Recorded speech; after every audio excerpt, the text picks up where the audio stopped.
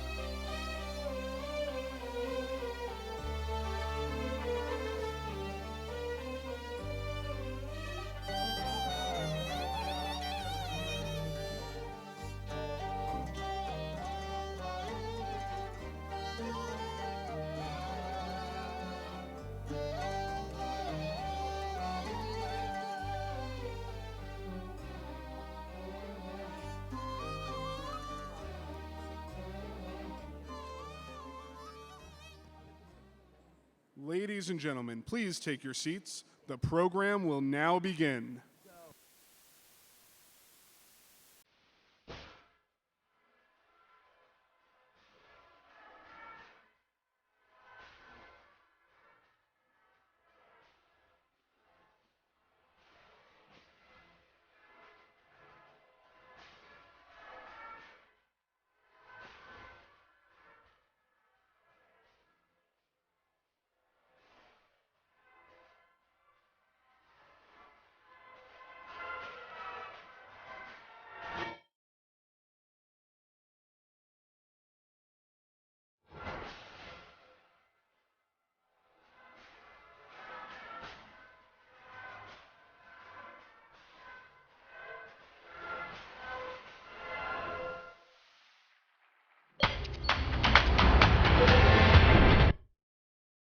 Power to connect us now more than ever before.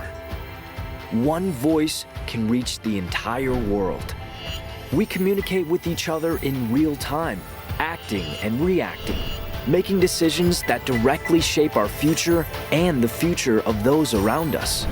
We now have the ability to share our ideas, cultures, and experiences in a simple tweet.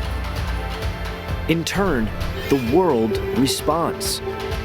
We use this soundboard, this Twitterverse, to question ideas, challenge perspectives, and tear down barriers. It is our duty to harness these digital tools positively. We must choose to promote creative dialogues and relationships that act as a catalyst for change. Social networks can be a unifying force, but the internet does not pick sides. It merely amplifies the cause. Terrorist groups can weaponize this unrivaled access to knowledge and international communication to promote extremism and orchestrate acts of terror.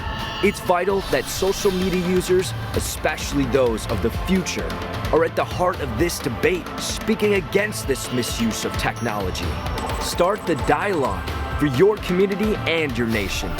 Combat the perversion of technology with your voice. Use social networks to promote peace and understanding. Let's celebrate our similarities, not our differences, and bring the world together. That's the power of social media. Let your tweet be heard. Ladies and gentlemen, please welcome Chief Political Anchor, Fox News Channel, Bret Baier.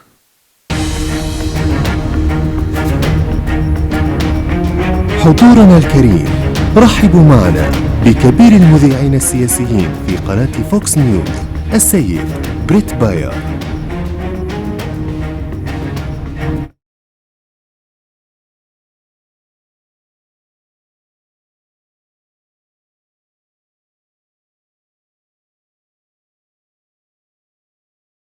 Prince Mohammed bin Salman's Misk Foundation.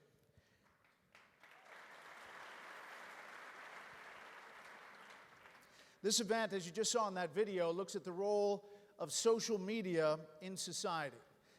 You know, I communicate on Twitter pretty much every day. I'm at Bret Baier. And you've seen, obviously, in recent years how this medium has expanded exponentially. Social media overall, around the world. The beauty of social media is that it is freewheeling. It is open. It is free. People can weigh in. With that positive, obviously, though, comes some negative. And all you have to do is look at my Twitter feed. There's sometimes a dark place there and commentary about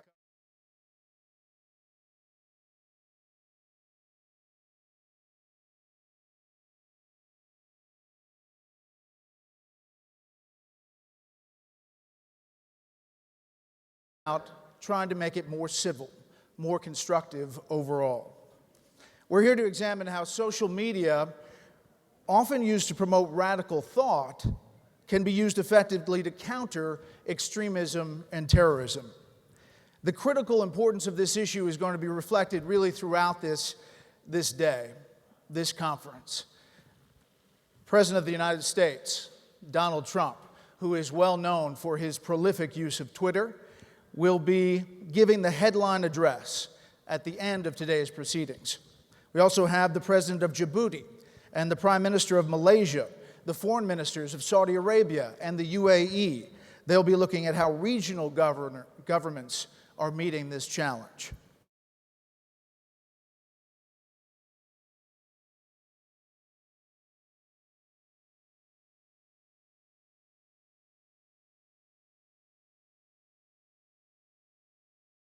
Challenges here for countering terrorism. We have the President's daughter and close advisor, Ivanka Trump, and Her Royal Highness Princess Rima Al Saud, discussing how social media can be used to enhance the role and impact of women in society.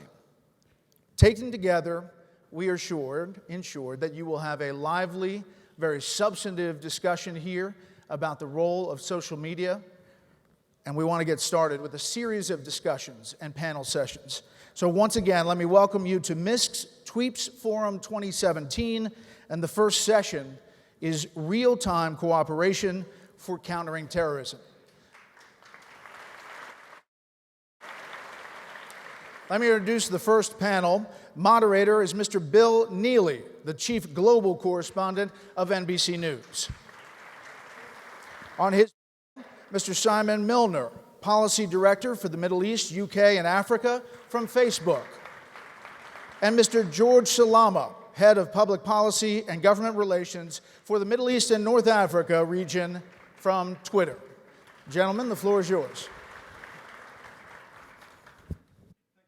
And thank you all for taking the time to come to this, the opening session, and with the greatest respect to the President of the United States and our other distinguished guests, I hope of Tweeps 2017. I'm joined by representatives of two of the biggest, richest, cleverest companies in the world.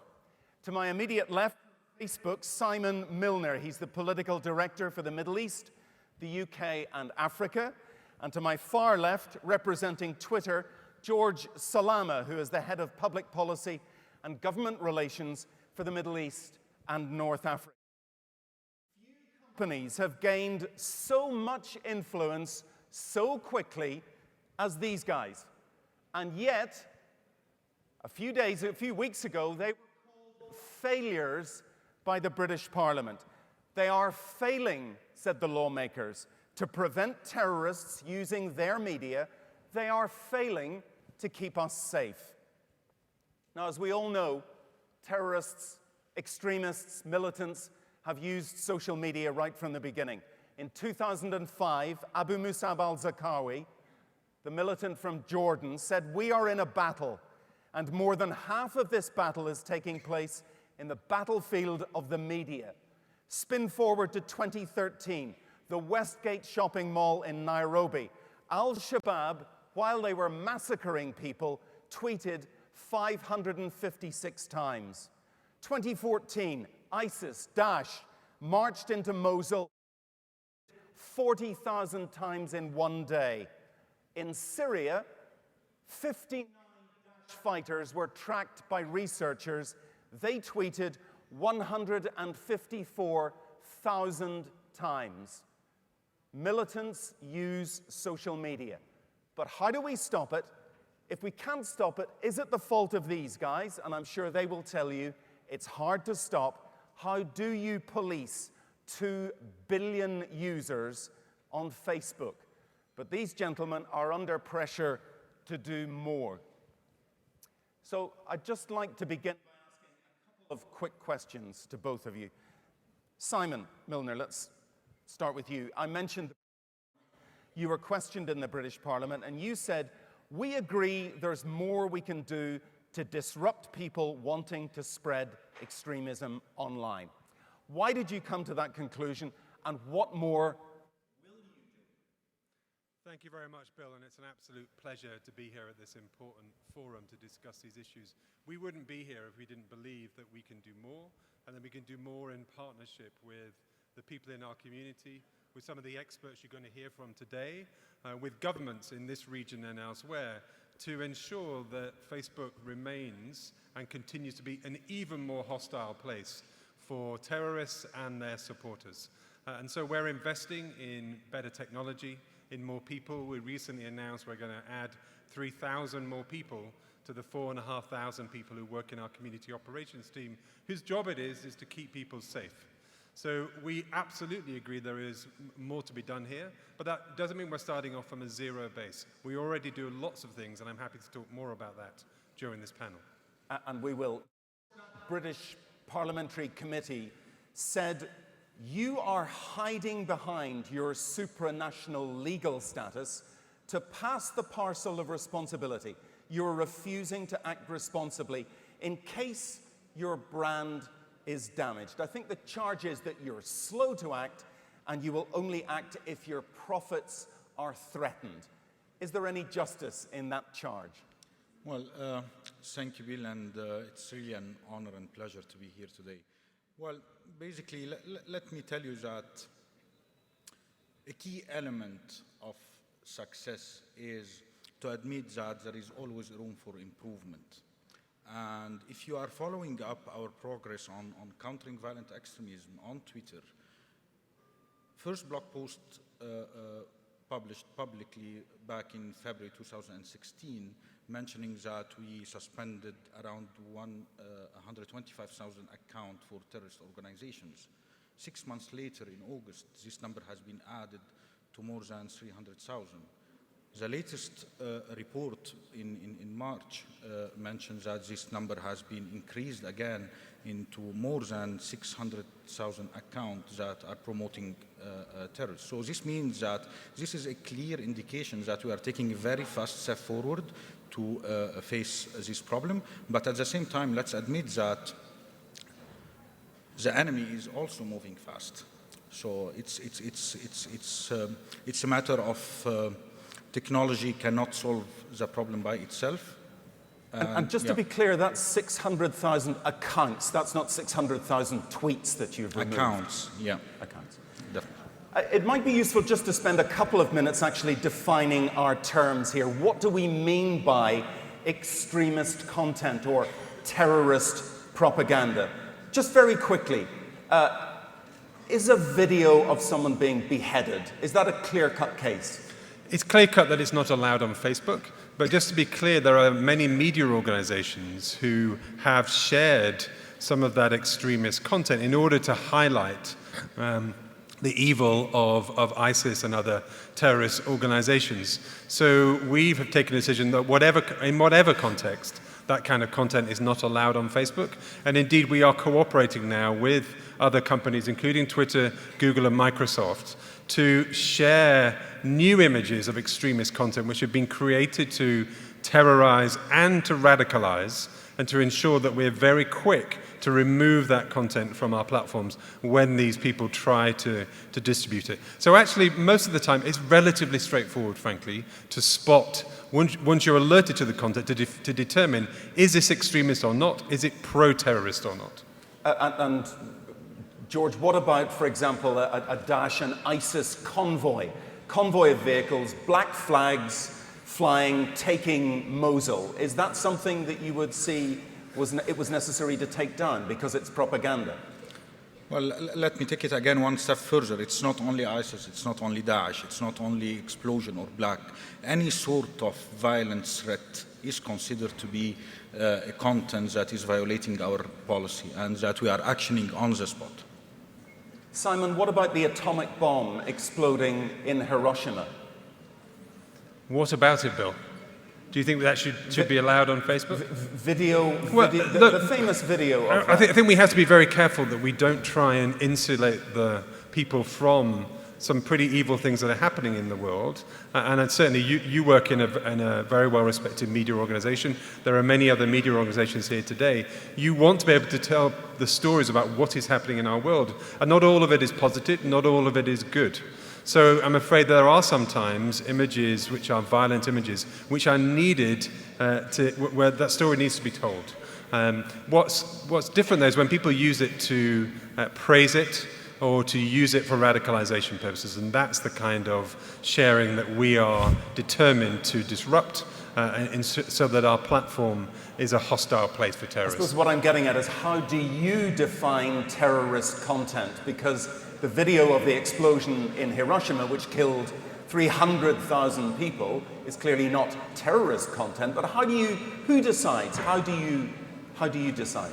Well, actually, it's an interesting question because it's emphasizing the challenges that we are facing as tech companies. It's not easy to identify which sort of content is a clearly terrorist account. So basically we are depending on a hybrid model. So we are enhancing our machine learning algorithms, and time by time our results are getting better, but at the same time the human factor is essential in identifying such content. So we are encouraging all our people, all our users to report content on the spot. And let me add here one more point is that we at Twitter, we are having safety as #1 top priority for us as a platform.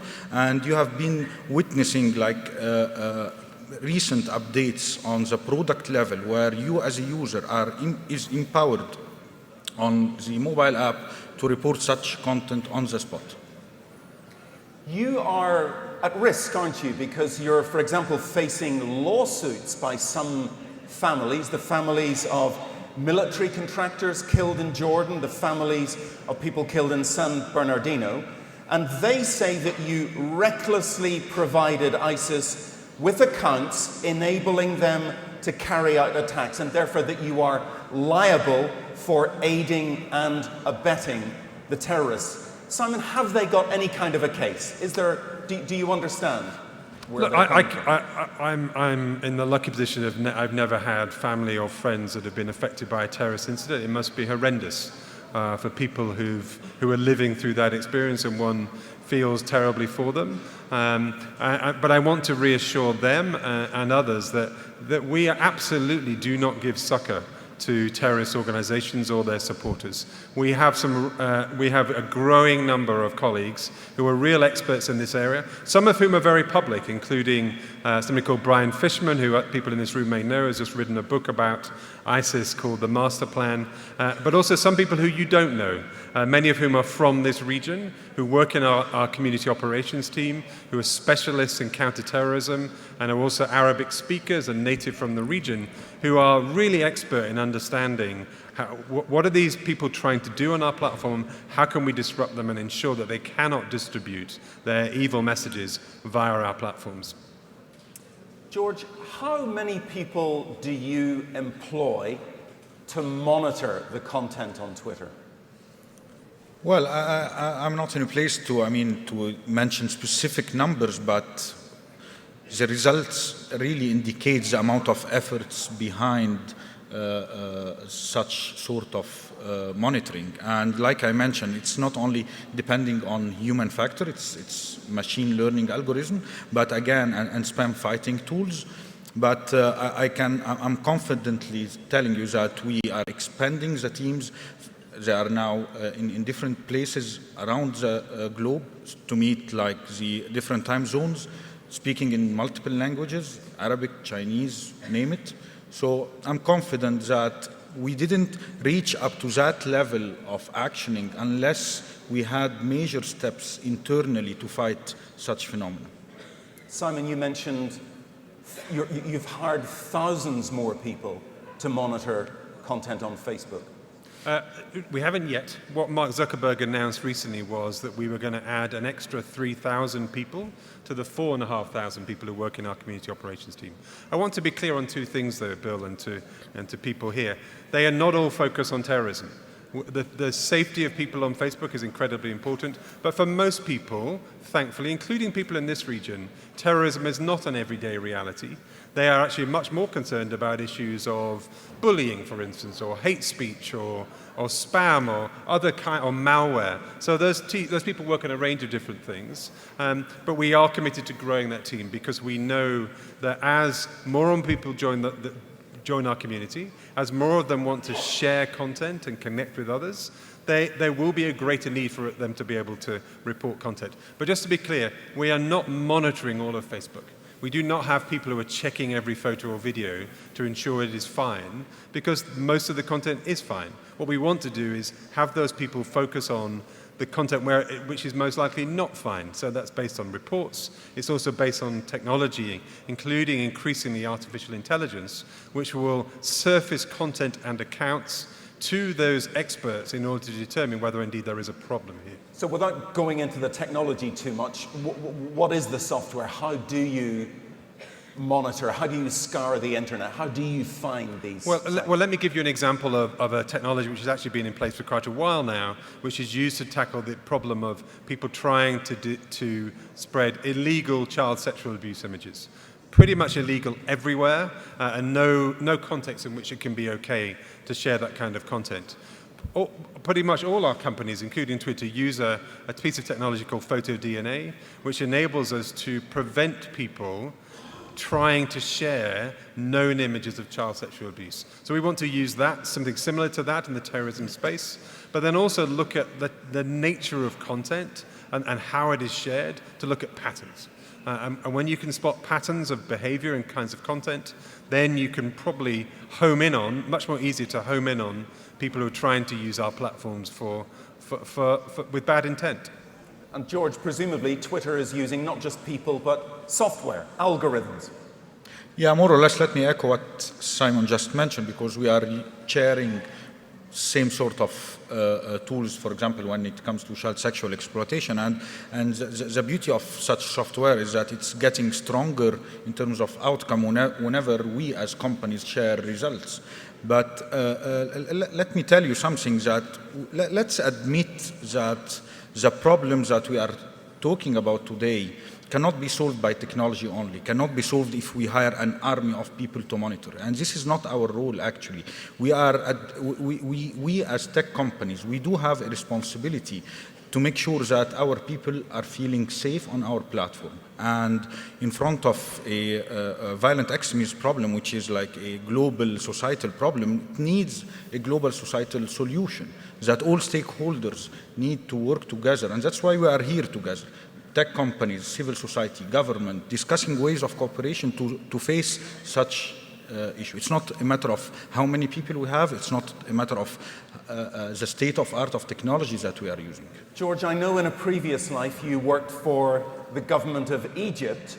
Do governments have any role in this? Should governments be looking at what you do and maybe intervening? Well, let me put it that way. I believe I won't be success in my job unless I'm communicating on a daily basis with government. So this is a must. And when I'm saying communicating, again, I'm saying it from a positive point of view, that we are working in cooperation for the benefit of our users and for the benefit of the citizens and the society. So definitely we are in a good relationship, not only with the Egyptian government, but with the government here in the region, in Middle East and North Africa, and different part of the globe. So yes, there is a strong relationship that is built on trust and exchange of information for the safety of people. Simon, there's a danger, isn't it? Because some governments might regard what's on the internet as very, very dangerous. Other people, even in that country, might simply regard that as dissent, protest. You're right, although when it comes to terrorism, actually, with the vast majority of countries, including countries in this region, we're very well aligned.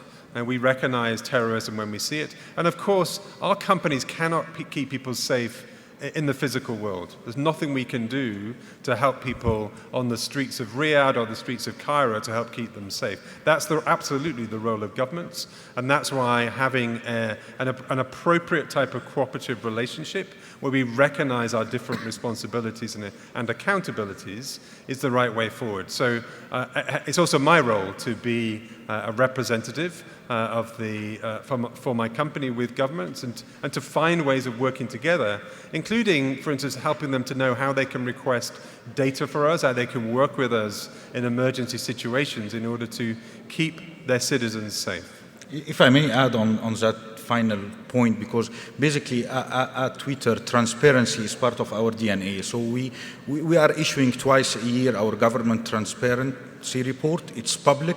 It's listed country by country, how many requests we received from each government and how we responded on what. As you know, many governments say that social media companies are not doing enough. I just wonder in the audience if I might get a show of hands. If these guys fail to remove terrorist content, should that be a crime? Is that, just raise your hand if you think the failure to remove extremist material should be classed as a crime. Okay, so a fair number of people do. Presumably you recognize that there is a threat that if you don't do something, people will do it for you. I wouldn't describe it as a threat. I think there's much more, there's a recognition that we're an important part of how people interact in this world. And we're part now of a broader media ecosystem and a communications ecosystem, and we have to be accountable for our actions. That's one of the reasons why it's a pleasure to be invited to this kind of important forum, where people are going to be talking a lot about our companies. I'm looking forward to hearing what they have to say later, and to ensure that we inform that debate. So we absolutely recognize we have to be accountable.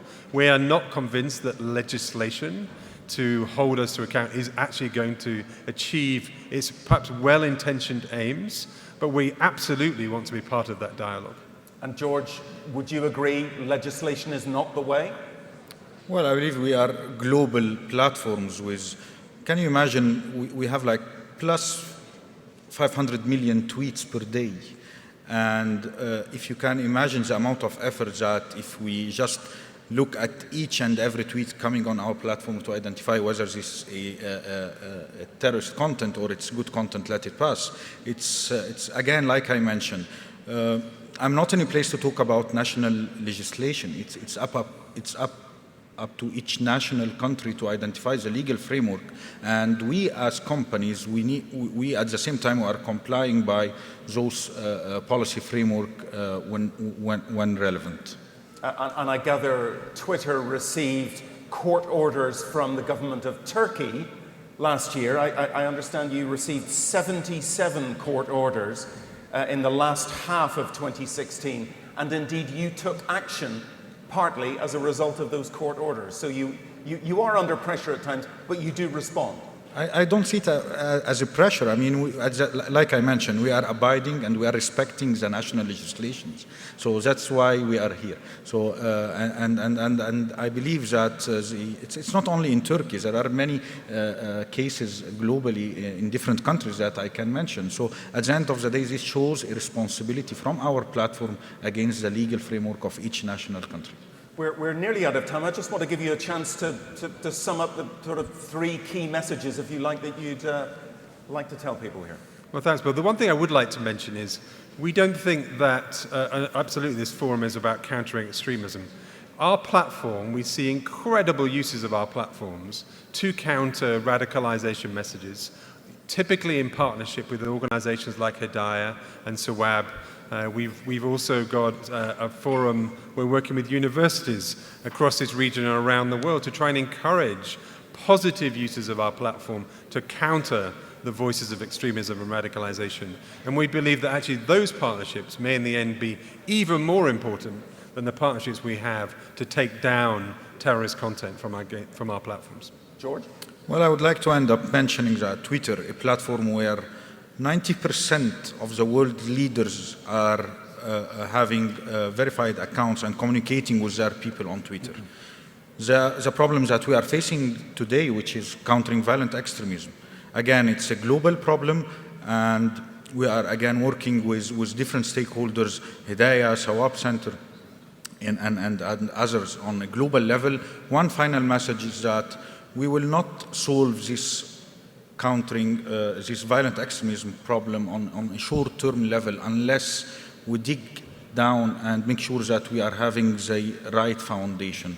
The tallest building on this planet have the deepest foundation ever. So we need to start from the younger generation in cooperation with education systems, schools, different ministries, different civil society. We as tech companies, we're having different initiatives with Ministry of Education, Ministry of Youth, etc. So it's again, it's sort of a multi-stakeholder approach to have a long-term solution to the violent extremism we are suffering today. Thank you. Well, as if there aren't enough problems already, the head of Europol, the European police agency, said last week ISIS-Daesh is developing its own social media platform. So the challenge for everybody really is to stay one step ahead of the extremists. But remember, these guys, Facebook, Twitter, Google, YouTube, they provide the stage, but they're not the actors. They are not the ones initiating the ideas. Yes, they accelerate, they amplify the noise, but they're not making the ideas in the first place. You, the audience, you people, we all have a role. You too are at the forefront of this battlefield. Yes, the internet is a weapon potentially of global terror, but it's also a powerful tool for good. And you all have weapons at your disposal. In your pocket, in your bag, one of these. Use it, get involved, tell these guys if you think they are not doing enough, because violent extremism isn't just an issue for Facebook or Twitter, or for Muslims or Christians, Saudi Arabia, or for the President of the United States. It's a global issue, and it's important for all of us. Ladies and gentlemen, thank you very much for listening to us, and enjoy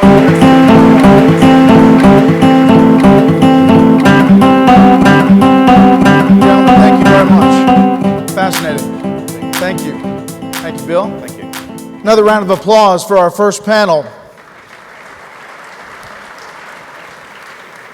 Again, we'll be having several panels throughout the day with experts, with dignitaries, talking about various issues dealing with this overall topic. Our next panel is Countering Extremism and Hatred Through Social Media.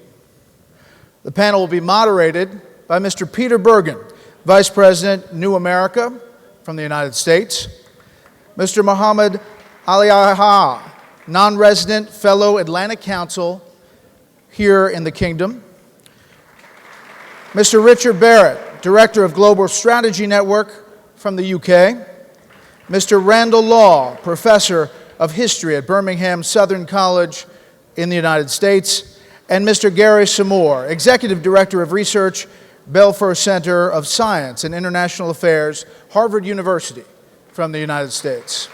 Gentlemen, the floor is yours. Well, let's jump right in. And Mohammed, the first question for you. If social media didn't exist, would ISIS have attained its present form? You know, terrorist groups have used several mediums throughout history to recruit people, to spread their message. They've used cassette tapes during the 80s and 90s. Some groups here in Saudi Arabia, they've used satellite television, they've used radio, and they reached out to people on their own. Now, whether ISIS itself would have manifested in the way it is right now, were it not for social media, is a question with many variables. But the thing is to consider is that social media is a vehicle, more of a lubricant for recruitment, and not the cause of recruitment. So Richard, what is the responsibility of social media companies to kind of patrol or police what is on their platforms? Well, clearly they do have some responsibility. After all, when you join any social media group, you sign up to the terms of use, and I guess if there are terms of use, then they should be enforced to a certain extent. Of course, that's very difficult when you consider the volume of messaging that goes over social media, and I don't think it's fair necessarily to leave it completely up to the providers of these platforms, because of course they have to operate within the law. And the law clearly states that some things are criminal and other things are not. And very important function, I think, of social media also to provide platforms for freedom of expression, free speech, interconnectivity between people, and so on. Randy, you're an historian. We get very caught up in the moment. Social media obviously hasn't been around for that long in the grand scheme of things. Is this really a new phenomenon, or just another technology the terrorists have taken advantage of, as they have taken advantage of other technologies in the past? Obviously, terrorism, as Mohammed had said, has been around for centuries, we could say, and it has certainly existed before social media. There have been some horribly destructive campaigns of great scope and scale before social media. But we see changes in terrorism and how extremists use terrorism at key moments in history over the last century and a half or so, when we've seen jumps in technology. In the late 19th century, the availability of mass daily newspapers, more literacy, changed how terrorists spoke to their audiences. In the 70s, 1970s and 80s, with the development of satellite and then cable and the creation of the 24-hour insatiable news conglomerates speaking to their audiences, that changed how terrorism has been used. But social media has amplified terrorism, and it's changed how terrorism works as well, because terrorists always had to work in the past through more or less traditional media outlets. And social media allows those who use violence to speak to the mainstream and to speak to those who are already radicalized directly, bypassing traditional media outlets. And that's something new. Gary, you worked for the Obama administration until 2013, and you're an expert on weapons of mass destruction in Iran. What is the responsibility of government in this area? Thanks, Peter, and thanks to the Misk Foundation for organizing this wonderful conference. I'll just speak about the U.S. government, because other governments may have a different mission.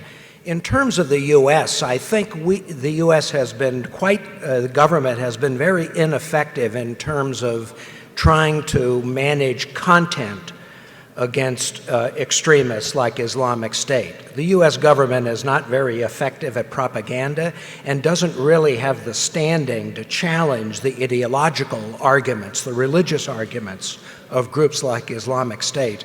So I think the role of the U.S. government is mainly to help establish a regulatory and legal structure for civil society, for private business, for religious groups, for civil groups, and make it possible for them to be the most effective. And frankly, it's very encouraging when I see conferences like this, where you have young people and private organizations who are taking up the cause. At the end of the day, that'll be much more effective in terms of countering Islamic State than governments like the United States. And feel free, when I ask a question, just to jump in or interrupt each other or whatever you would like to do. But Richard, you've written extensively and spent your entire career really focusing on counterterrorism. You've written that ISIS is losing, which seems the case. So are we kind of misunderstanding to some extent the role of social media? Because at the end of the day, it doesn't matter how good your social media campaign is, if you are suddenly losing all your territory, that's going to speak much louder than whatever the message is on social media. Yes, I think that's quite true, but I think that the so-called Islamic State, Daesh, will continue to try and attract people to its cause, not necessarily to join it, because it may not have any territory left, but certainly to adopt its sort of ideology and approach, which must be to attack its enemies. And of course, it defines everybody who isn't Daesh to be its enemy. But I think that the problems that they will have in presenting themselves through social media is that most of the people they've attracted so far have been people who have somehow felt uneasy in their own society.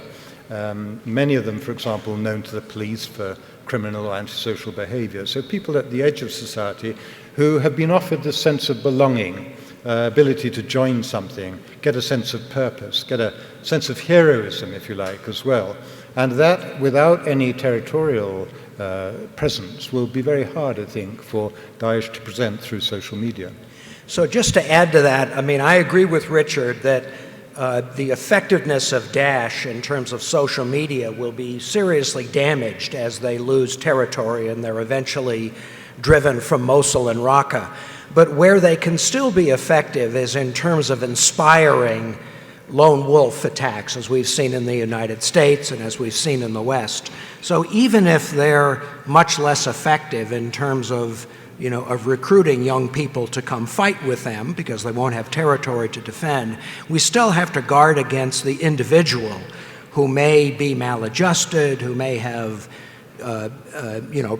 psychological problems, and who will be attracted to the message of carrying out acts of terrorism? Randy? Yes, and I want to amplify that point by distinguishing between a violent insurgency that is successful in seizing and holding territory and groups that have been reduced out of desperation to using terrorism.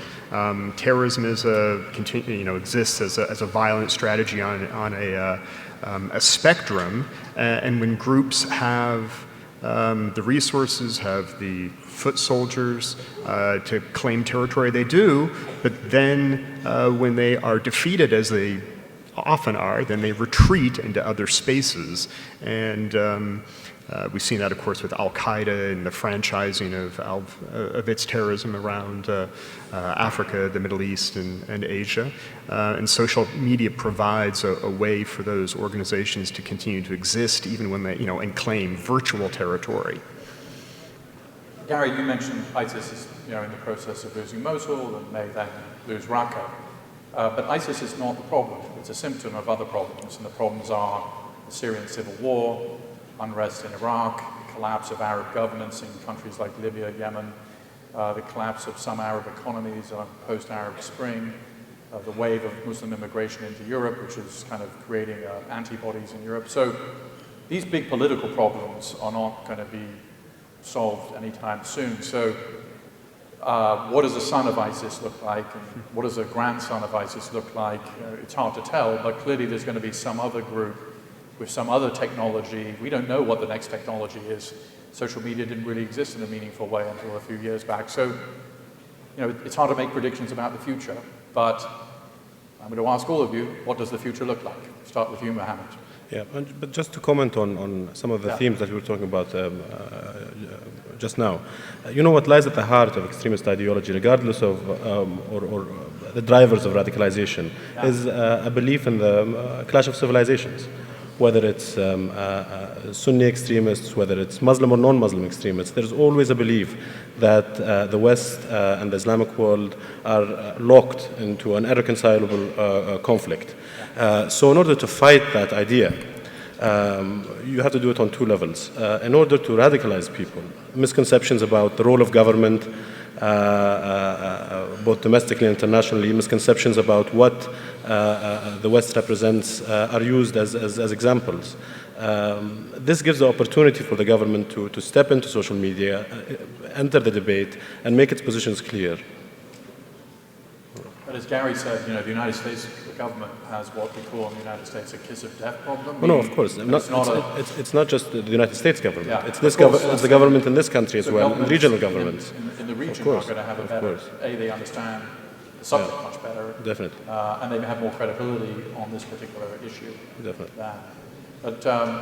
But still, Mohammed, what do you see the next year or two looking like? And then I'll ask everybody on the panel to weigh in. Well, operationally, the Islamic State is going to be defeated in Raqqa and in Mosul, as was mentioned by some of our colleagues.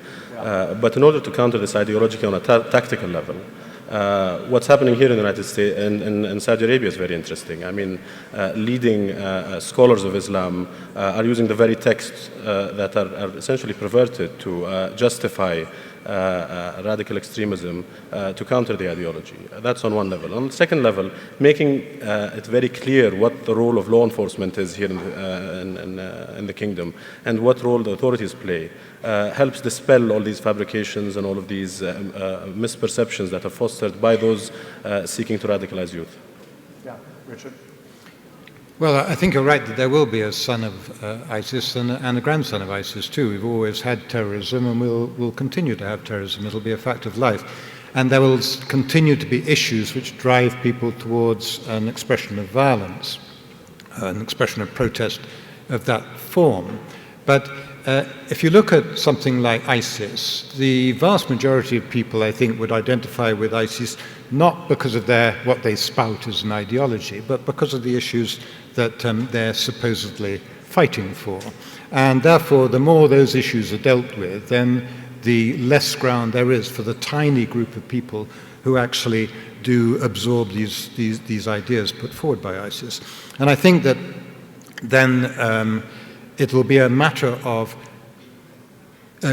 getting to those people, understanding what the drivers are towards violent extremism, and offering alternatives to a terrorist group before people get really deeply enmeshed in it. And that, I think, will be a challenge for us, the rest, working to counter this problem, but also will be a problem for the terrorist groups themselves, because as you say, technology will advance, and I think that technological advances may help them in some respects, but will probably act against them in others. Can you follow up there? So, you've done work with quite a number of extremists and talked to people who've left the movement, and we're talking about 30,000 people have joined ISIS, and there are 1.5 billion Muslims in the world, so as a percentage, it's an incredibly small group of people. The question then becomes, given it's such a small group, how can you really influence that group? What's the best approach? The government, the US government is producing messages, working with local groups to kind of produce anti-ISIS messages. Google is doing some of this work. Do you think that's a useful approach where if somebody's on an ISIS website, the other messages also come up that may have a counter ISIS message, or is that sort of a waste of time? Or how do you dissuade people? You mentioned they're often people with criminal backgrounds or sort of losers of various descriptions, or people who are not looking for a place in society. How do you influence that group, or the people who are fence sitters who are maybe thinking of going in that direction? Yeah, absolutely right, and a very good point that it is a tiny, tiny group of people. And as Gary said, there can be lone wolves, there can be people inspired within a very, very small group indeed, but that is rare that people actually pop up on their own. But the smaller that group, the less terrorism there will be, quite clearly. Now, even now, the risk that any one of us is going to be affected by terrorism is absolutely minute. Let's agree with that. But nonetheless, there's a lot of it about it, and we're all very concerned about it, and we all need to do something to deal with it. But the problem of getting into the bubbles, getting into the minds of people who somehow find each other through social media or wherever, is very, very difficult, because as soon as people gather together, even in a small group, then they harden the skin of the bubble around them, if you like, and reinforce their attitudes towards violence. So I think we need to be clear what we're trying to do here. It's not necessarily get at those people who are already lost, if you like, but to get at the people who might be sympathetic with them, or the people who are just sort of sitting on the fence and so on, and steer those people away. They're much easier targets to deal with. But how do you do that? Well, I think that you can do that by understanding what drives people towards violent extremism. And you mentioned, 30,000 foreign fighters with ISIS. Probably a third to a half of them have already come home. The majority of those, I would argue, are probably not going to be a threat either. They've gone to do something which they found they couldn't actually do, or they did it and they finished with it, or whatever. Now, I wouldn't like to predict that they will always stay on the straight and narrow, but nonetheless, we should keep that in proportion. So let's accept that there will be a certain amount of terrorism in the world. We can't do anything to stop that. Let's do what we can to prevent it, but let's not so securitize our society with bollards and people with guns and all this sort of thing, that everybody is in a state of anxiety, which is actually what the terrorists want to produce. Yeah, Randy? I would absolutely echo what Richard said there. Those who use terrorism use it, generally speaking, as a measure of last resort. They don't have the resources to succeed in other ways. So those who use terrorism use it to try to undermine societies, undermine governments, provoke reactions that lead to the responses that they need, that they want. And it's an unpopular, unpleasant thing to say and to think. But in many ways, broader societies, media, leaders enable terrorists by reacting in fairly predictable ways to provocations of violence. So as much as I would say we need to think about how to, and I would absolutely agree with what Richard said, how we need to we need to target those who use terrorism, but we need to then use broader, more nuanced measures against those who are vulnerable to being radicalized. But in a measure, we also, in a certain sense, we also need to undergo a kind of education ourselves. The broader society, I think, needs to better understand why we react to terrorism the way we do, why we react to provocative violence the way that we do. And again, I would agree with Richard, speaking as a historian, that we need to accept that this sort of violence, terrorism is a strategy, not an ideology, and it will always be available as a strategy to be used by those who are desperate, hailing from all sorts of different ideologies. So to a certain degree, we have to learn to live with it and seek to minimize it, but also understand that we cannot get rid of it as a strategy. Yeah.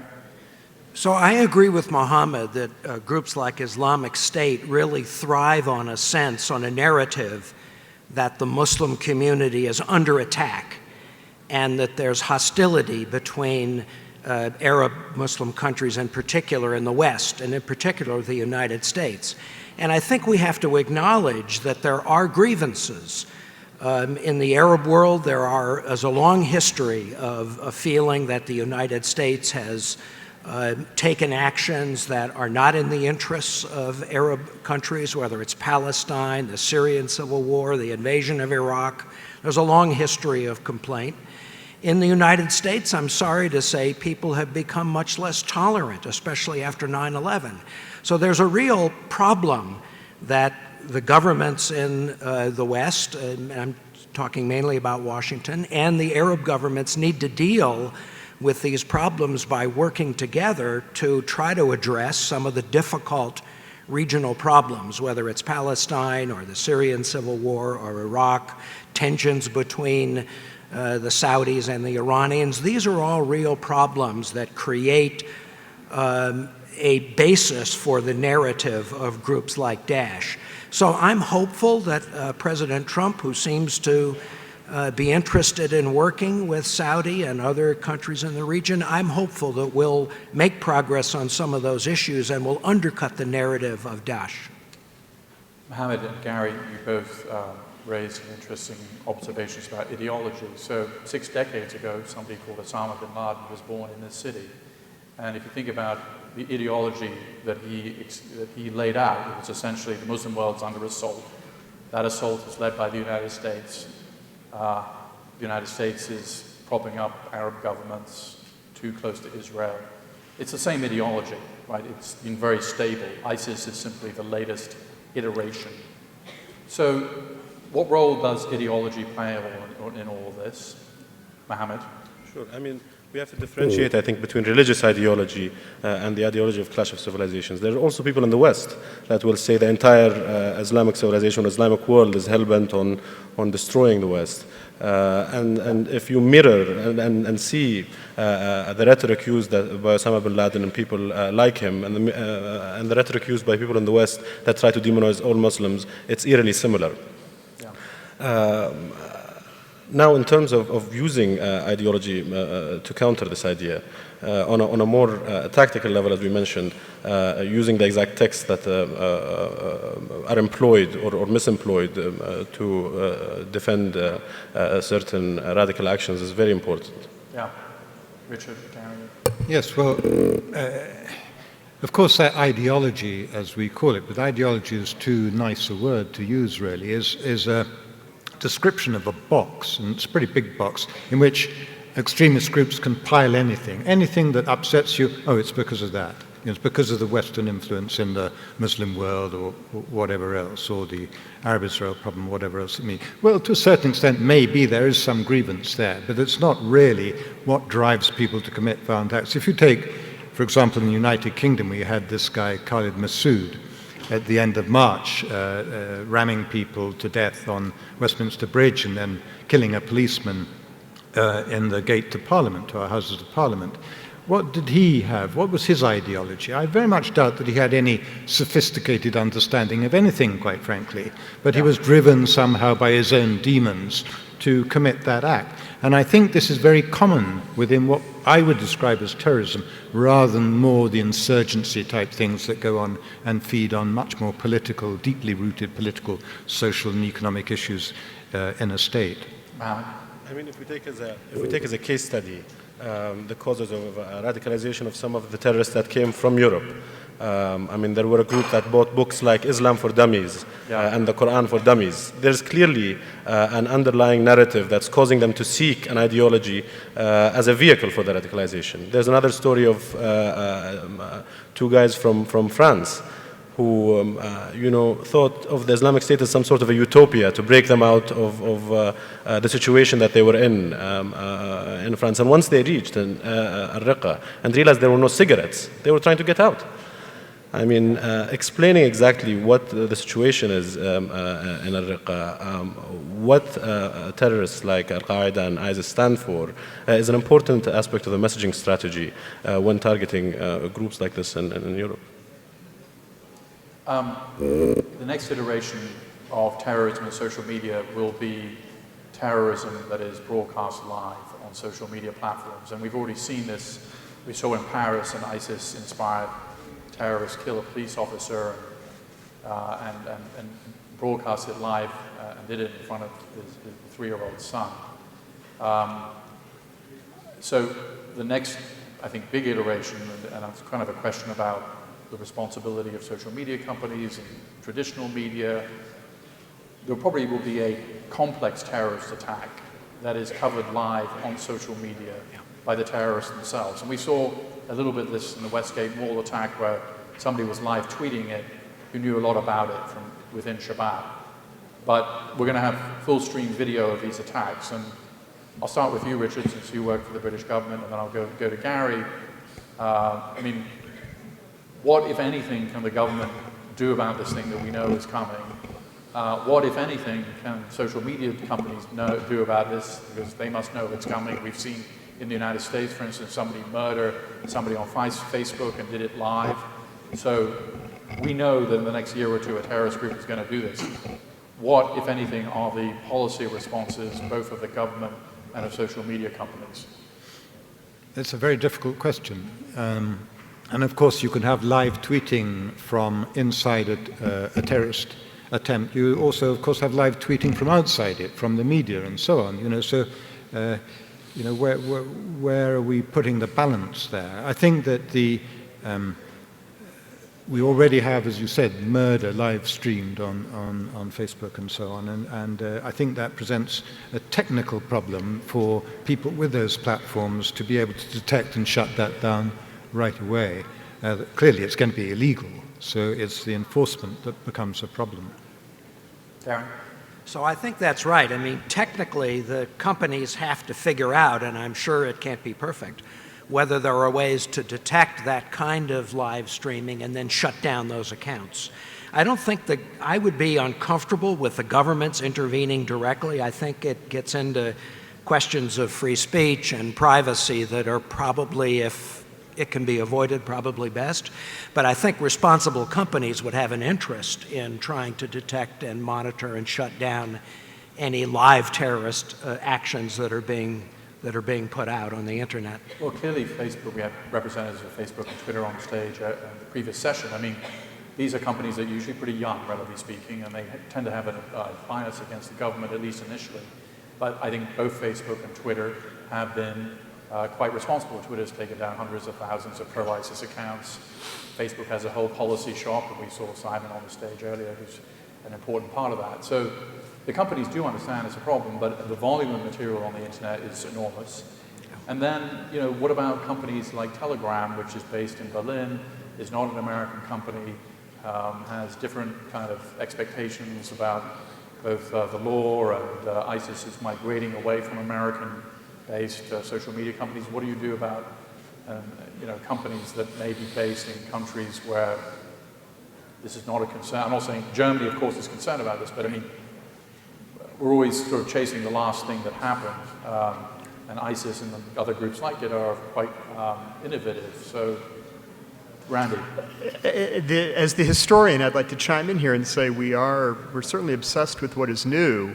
But I think one of the interesting things about social media, even though it reaches potentially enormous audiences, they are still, in many ways, they're individually, they're small because there are so many media outlets. There are so many places for people to turn their attention. A lot of people sort of think of the advent of modern international terrorism in the late 60s with hijackings by the PLO, and then in particular in 1972 with Black September's attack on the Israeli compound at the Munich Olympics. And we think of social media hitting large numbers of people. Those were in a sense live tweeted terrorist attacks as well. Black September's leaders were being, viewed from the balconies of the Olympics compound by 700-800 million people. That's an audience that people don't have today on social media because they're so distracted by so many different outlets. So I want to caution that some of these things are not as new and are not as innovative maybe as we tend to think they are. Well, great. So we're running out of time. One quick observation. Margaret Thatcher famously said that oxygen of terrorism, the terrorists need the oxygen of publicity to survive. That was in the traditional media environment. Now we're in this new media environment. Does that statement even make sense? I mean, terrorists kind of create their own social media platforms. They create their own propaganda. Are we really in a new world, or is it basically just the same world that we've always been in, but just with different technology? Richard? Well, I think people tend to look for what they want to see. I don't think they're particularly influenced by other things. So people who want to see violence will find violence on the internet or wherever. People who don't like that won't. So I think, the more media there is, the more choice people have. They'll make their own decisions. Great. Well, with that, I want to end on time. Thank you, gentlemen, and thank you, everybody in the audience.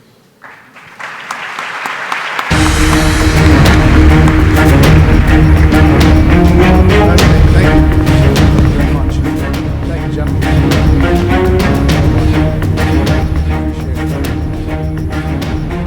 Well done, Peter. Another round of applause for our last panel there.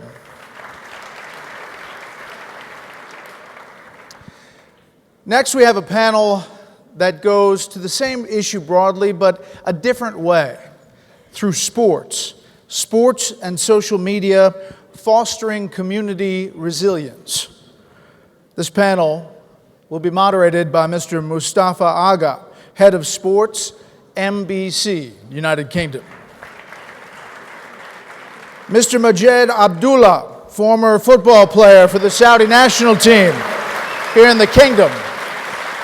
Something tells me he has a following here.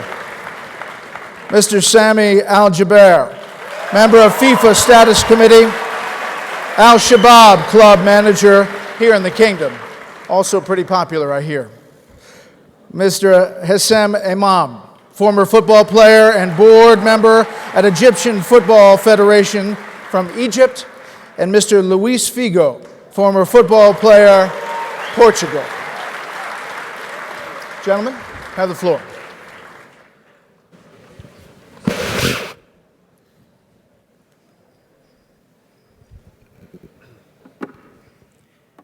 الحضور الأعزاء، السلام عليكم ورحمة الله وبركاته. اليوم الرياض عاصمة المملكة العربية السعودية هي قبلة الأنظار ومركز صناعة القرار، ووجودنا اليوم اللي بيتزامن مع قمتها التاريخية ضمن منتدى مغردون 2017 اللي تنظمه مؤسسة مسك الخيرية هو تشريف لنا وتشريف للرياضة في منتدى يشارك فيه رئيس أقوى دولة في العالم، رؤساء دول، رؤساء وزراء خارجية ومسؤولون كبار. لهذا كل الشكر لمن أتاح لنا هذه الفرصة. حتى نختصر الوقت المسموح لنا، وبما أن القمة ترفع شعار محاربة التطرف والإرهاب، وبما أنه ندوتنا تحمل عنوان الرياضة وشبكات التواصل الاجتماعي، تشجيع المجتمع على التحلي بالروح الرياضية. لهذا نجد أننا متناغمون مع شعار القمة. التطرف في كل شيء مذموم وسلبي، حتى التطرف في الحب مذموم، التطرف في الكراهية، التطرف في الدين، التطرف في الرياضة، التطرف في التعصب. التطرف يرتبط بالعاطفة، بعدين يتطور إلى تعصب، ثم تطرف فكري، وبعدها عنف جسدي. البعض في الرياضة ينظر إلى التعصب على أنه جزء من اللعبة، وأن اللعبة ما حلوة بدون. هذا الكلام مقبول إذا كان الحب ضمن الحدود، إذا كان التعصب ضمن الحدود، لكن عندما يتطور الأمر إلى تطرف وتعصب فهي نظرة خاطئة ولعب بالنار. عام 2010 أطلقنا حملتنا لا للتعصب، كانت على خلفية الأحداث التي جرت في مباراة أو مواجهة أم درمان بين الشقيقين الجزائري والمصري، والأحداث اللي تبعتها الثقافية والاجتماعية والسياسية، وحتى موضوع السفراء والاعتداءات والأمور اللي تأثرت على شعبي البلدين وحتى على تاريخ البلدين. وبعدها حدثت أمور لاحقا في الشقيقة مصر، أحداث بورسعيد 74 قتيل، أحداث استاد الدفاع الجوي، حتى بعض ما حدث في مصر سببه السوشيال ميديا. أنا سأبدأ بالكابتن حازم إمام، لأنه حقيقة اكتووا في مصر بنار التعصب. سؤالي كابتن، كيف يمكن أن نستفيد مما حدث، نستفيد إلى الأمام مما حدث في مصر، وما هي الدروس اللي تعلمناها من التجربة المصرية؟ طبعا أنا سعيد أن أنا معاكم النهاردة ومع حضرتك ومع الزملاء الأفاضل كباتن الكبار الموجودين. يمكن إحنا في مصر السوشيال ميديا ابتدت بشكل كبير، لكن أعتقد من 2011 ابتدت الأمور تزيد قوي قوي قوي. يمكن ما كانش فيه اهتمام بيها بشكل كبير، ناس شايفة إن هو مجرد تسلية أو مجرد مضيعة للوقت اللي الولاد الصغيرين بيشتغلوا على السوشيال ميديا. ولكن بعد الأحداث اللي حضرتك ذكرتها بان حجم تأثير السوشيال ميديا في مصر، وبالتالي ابتدت كل من مسؤول، إن كان مسؤول في نادي أو لاعب في نادي أو مسؤول سياسي أو اجتماعي، بيبقى عارف أهمية السوشيال ميديا دلوقتي. فرق شاسع بين دلوقتي ومن 5-6 سنين. كان الاهتمام ضعيف جدا، كان يقال أو دايما إن الشباب فقط هم اللي مهتمين بالسوشيال ميديا، وكان دايما يمكن الحادثة اللي حضرتك ذكرتها تحديدا كان السبب الرئيسي فيها السوشيال ميديا، إن كان فيها حالة تحفيز كبير من جانب الجماهيرين لغاية لما وقع المباراة وحصلت الأحداث المؤثرة. دلوقتي الأمور بقت أحسن. لو شرحت لنا هذه الحادثة، كان السوشيال ميديا لها، لأن كل نادي كان بيأجج قوي الجماهير بتاعته، كل نادي شايف إن هو لازم يكسب، وكل نادي بيهاجم الآخر بشكل كبير. مش كل نادي، كل فئة من الجمهور اللي عاملة صفحات على المواقع التواصل الاجتماعي، كان الناس ساعتها شايفه ان ده كلام لعب عيال او كلام ان هو ما بيعملش مشكله. كان الناس شايفه ان السوشيال ميديا هم اولاد صغيرين فقط بيشتغلوا وبيضيعوا وقتهم. ولكن بعد الاحداث دي تحديدا ابتدت المنحنى او الاهتمام يبقى كبير جدا بالسوشيال ميديا، وتاثيره بقى كبير جدا جدا في مصر، لان الشباب هو جزء كبير من المجتمع المصري حاليا، وبيطلع فيه طاقاته وبيطلع فيه امكانياته. وبالتالي ابتدى زي ما قلت لك دلوقتي حاليا المصريين عامه ان كان حكومه او شعب حتى، بقى الاهتمام بالسوشيال ميديا مختلف تماما، بين كل واحد مسؤول في حتته بياخد باله جدا من اراء الناس وانتقاداتها والحاجات اللي هم بيتاثروا بيها وبيؤثروا فيها.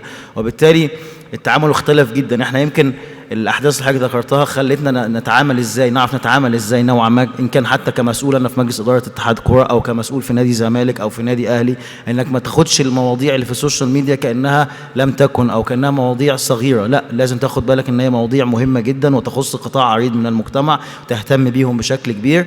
ولازم برضو الحاجات الأساسية من النتائج اللي احنا اتعلمناها، وهي البرامج الرياضية والمحللين والنجوم الكبار اللي بيطلعوا دايما وليهم تأثير كبير في التلفزيون أو في البرامج، أو ليهم تأثير عند الشباب، ليهم دور كبير جدا ومؤثر بشكل كبير، وإن هم اللي بيساعدوا على زيادة التعصب أو بيقللوا التعصب. وبالتالي لازم كل واحد يكون يعلم دوره تحديدا، ويكون دايما متفق مع ذاته ان هو لما بيقول حاجه يكون مقتنع بيها، مش مقتنع بالفكره اللي في السوشيال ميديا، لان في كتير جدا للاسف الشديد بيقادوا من السوشيال ميديا، لكن لازم هم اللي يقودوا. احنا لعيبه كبار ونجوم لينا خبرات كبيره جدا، لازم انا اللي اقول للناس ايه الصح من خلال لعبنا ومن خلال تجاربنا، مش ان انا انفعل بتعصب ولد صغير عايز فرقته فقط بس هي اللي تكسب. وبالتالي ده مهم جدا، وده اللي ابتدينا او بالخبرة الحياتية اللي حصلت بقت الناس تاخد بالها وبتفرز مين بيعرف يتكلم ومين اللي بيؤثر بشكل إيجابي في المجتمع يعني.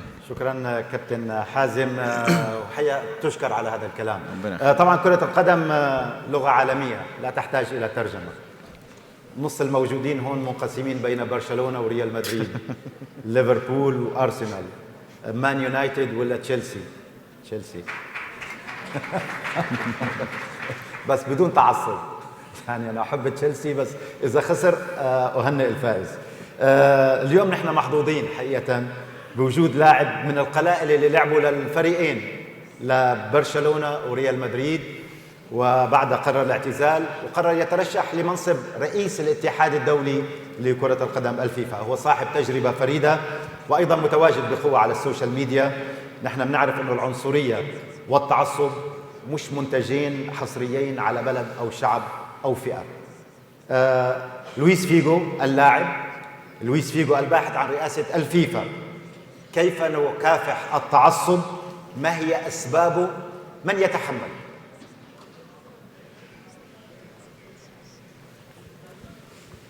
Sorry, I had to wait for the translator. It's a pleasure to be here in Riyadh, and this forum I think is really important